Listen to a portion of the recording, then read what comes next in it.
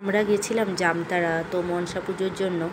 তো যেদিন গেছিলাম সেদিন বিশাল বৃষ্টি, মানে এতটাই বৃষ্টি যে পুরো এক হাঁটু জল জমে গেছে।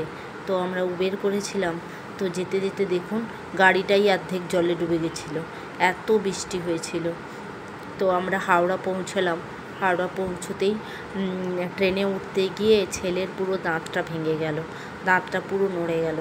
তো ও তো প্রচুর কষ্ট, খুব দুঃখ, ওই দাঁত নিয়েই পড়ে থাকলো যে আমার দাঁতটার কী হবে। এই জন্যই কোথাও যাওয়া হয় না, এ কোথায় লেগে যাবে। আর আমরা পেয়েছিলাম একটা উইন্ডো সিট পেলে আমি খুব খুশি হয়ে যাই।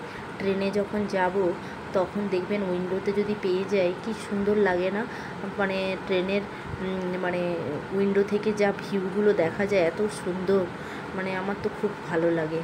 তো উইন্ডো সিট সচরাচর পাওয়া যায় না, আগেই কনফার্ম হয়ে যায়।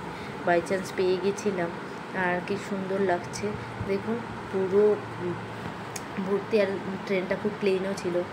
পৌঁছলাম বর্ধমানে এটা। তো আমরা যাব ফার্স্ট আসানসোল থেকে নেমে আবার একটা লোকাল নেব।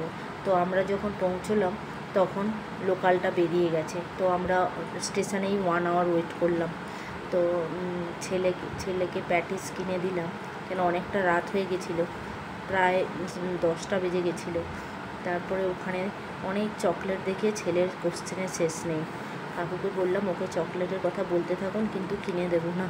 চকলেট প্রচুর আছে কিন্তু খায় না, ও সাজিয়ে রাখে, তাই ও চকলেট নিয়েই কোশ্চেন করতে থাকে।